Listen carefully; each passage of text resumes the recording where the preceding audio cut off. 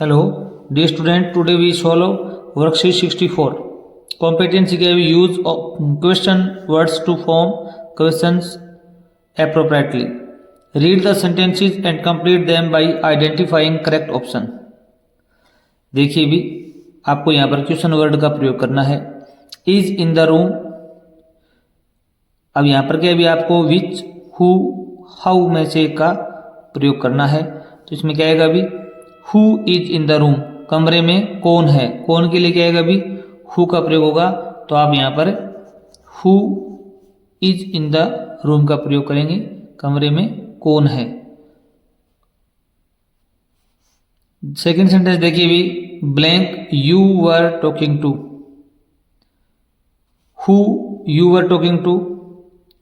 तुम किससे बात कर रहे थे. तो किससे बात कर रहे थे. इस प्रकार किससे के लिए क्या है अभी हुम का प्रयोग होगा. ये भी याद रखना यहाँ पर जो वर्ब है हेल्पिंग वर्ब है वो यू की जगह आनी चाहिए थी. यू इसकी जगह आना चाहिए था. तो यहाँ पर ये हुम बिल्कुल राइट होगा. हुम वर यू टॉकिंग टू आएगा. नहीं कि यू पहले नहीं आएगा. ये मिस प्रिंट हुआ है बाद में आएगा. तो यहाँ पर हुम ही सही बैठेगा. नेक्स्ट देखिए भी डू यू नो. क्या तुम जानते हो ब्लैंक दैट पर्सन इज. इसमें दो प्रकार के प्रयोग हो सकते हैं. क्या तुम जानते हो कि वह व्यक्ति कौन है. ऐसा प्रश्न कौन का आएगा तो हु का प्रयोग करोगे. Do you know how that person is. क्या तुम जानते हो वह व्यक्ति कैसा है. अगर ऐसा प्रश्न पूछा जा रहा है कि वह व्यक्ति कैसा है तो आप यहाँ पर हाउ का प्रयोग करो. अगर यहाँ पर कह रहा है कि वह व्यक्ति कौन है तो आप हु का प्रयोग करो. इन दोनों में से दोनों ही प्रयोग सही होंगे. आप जो चाहे वो प्रयोग कर सकते हैं. नेक्स्ट देखिए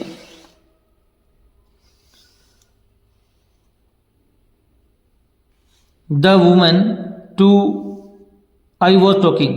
औरत जिससे मैं बात कर रहा था इज माई नेबर. वह मेरी पड़ोसी है. जिससे बात कर रहा था. यहाँ पर वोट का प्रयोग नहीं हो सकता. हुम या विच में से एक का प्रयोग होगा. The women to whom. तो यहाँ पर क्या आएगा अभी व्यक्तियों के लिए हुम का हु हुज हुम का प्रयोग होता है. और जो निर्जीव वस्तु होती हैं जो जानवर होते हैं उनके लिए विच का प्रयोग होता है. तो आप यहाँ पर हुम का प्रयोग करो. द वुमेन टू हुम जिससे आई वॉज टॉकिंग बात कर रहा था इज माई नेबर. वो मेरी पड़ोसी है. नेबर में यहाँ पर ओ यू आर आएगा. स्पेलिंग में थोड़ी मिस प्रिंट है चेक कर लेना. 5 नंबर क्वेश्चन है आई डोंट नो. मैं नहीं जानता. Lives in this house. इस घर में कौन रहता है. मैं नहीं जानता इस घर में कौन रहता है. तब यहाँ पर क्या है अभी किसी व्यक्ति के बारे में पूछा गया है तो यहाँ पर वेयर का प्रयोग नहीं होगा. विच का प्रयोग नहीं होगा. हु का प्रयोग होगा. क्योंकि हु के बाद में क्या आनी चाहिए भी वर्ब आती है या हेल्पिंग वर्ब का प्रयोग होता है. I don't know who lives in this house. मैं नहीं जानता इस घर में कौन रहता है. क्वेश्चन नंबर 6 देखिए भी blank else is coming to wedding. Who else is coming to wedding. Whom else is coming to wedding. Which else is coming to wedding. शादी में दूसरा कौन आ रहा है. तो यहाँ पर क्या है अभी हु का प्रयोग होगा. तो यहाँ पर क्या है अभी who else is coming to the wedding. Question number 7 देखिए there is no one.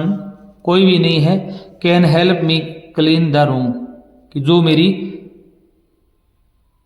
Room की सफाई में हेल्प करे.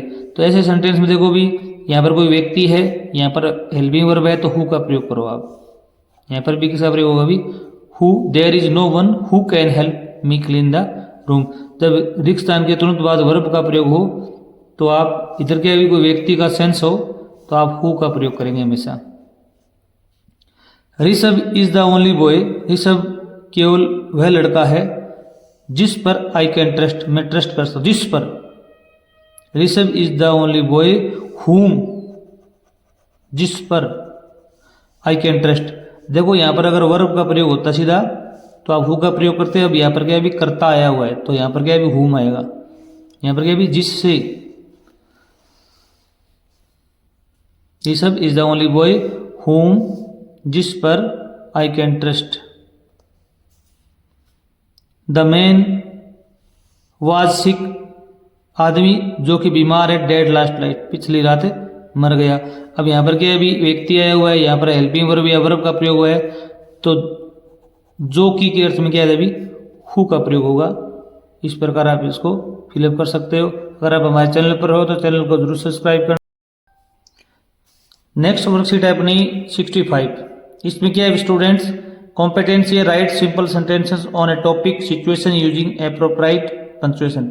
आपको यहाँ पर एप्रोप्राइट पंक्चुएशन का प्रयोग करते हुए आपको 10 सेंटेंस लिखने हैं। किस पर भी, मिड डे मील पर। आपके विद्यालय में एक कार्यक्रम चल रहा है गवर्नमेंट के द्वारा, मिड डे मील, मध्य अवधि जो खाना मिलता है बच्चों को, उसके बारे में आपको 10 वाक्य लिखने हैं। देखो भी, ये आप अलग अलग तरीके से आपकी सुविधा अनुसार लिख सकते हैं। मैं आपके लिए यहाँ पर 10 वाक्य लेके आया हूँ। पहला सेंटेंस देखिए, mid day meal is a national program. जो मिड डे मील है वो एक राष्ट्रीय कार्यक्रम है, मतलब केंद्र सरकार द्वारा आयोजित कार्यक्रम है। सेकेंड देखिए, this program is launched by the government of India on 15 August 1995। ये जो प्रोग्राम है ये भारत सरकार द्वारा 15 अगस्त 1995 को लॉन्च किया गया था। इसकी शुरुआत हुई थी। इसकी शुरुआत तमिलनाडु से हुई थी। ये भी आप याद रखना। ये लाइन आप लिखो तो लिख सकते हो, मैंने लिखी नहीं है यहाँ पर। जीके का क्वेश्चन बनता है। थर्ड सेंटेंस आप लिख सकते हो, the program was launched. Program launch किया गया था टू इनहांस। किस लिए लॉन्च किया गया था अभी, टू इनहांस, बढ़ाने के लिए, the nutritional condition of school going children. School जाने वाले जो बच्चे होते हैं सरकारी स्कूलों में, उनकी जो न्यूट्रिशनल कंडीशन है, जो पोषणीय विकास है, स्थिति है, उसको बढ़ाने के लिए इसका शुरुआत की गई थी। 4 नंबर आप लिख सकते हो, the children of class 1 to 8।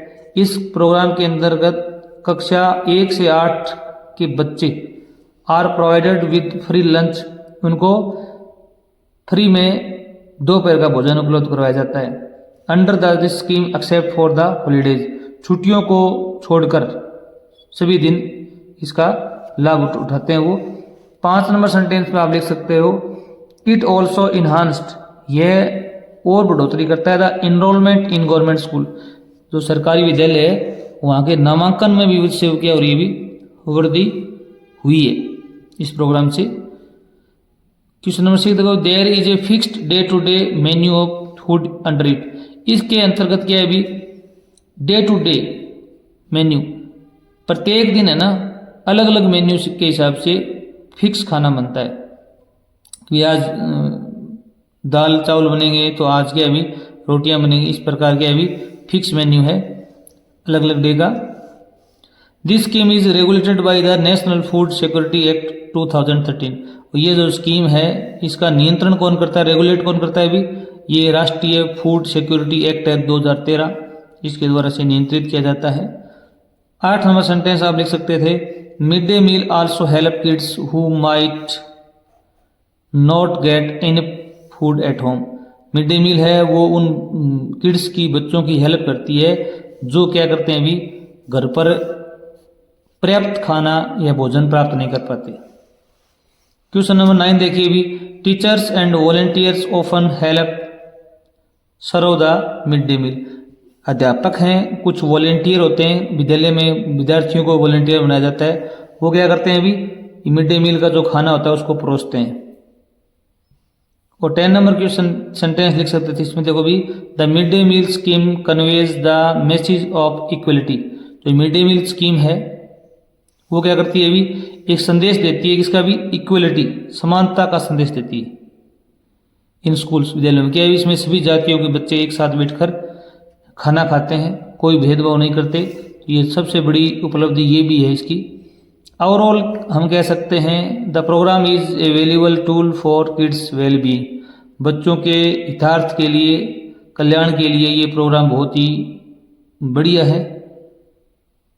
आप अभी अपने बच्चों को सरकारी विद्यालय में भेजें और इस प्रोग्राम का भी लाभ उठाएं और बच्चों को उचित शिक्षण उपलब्ध करवाएं। धन्यवाद।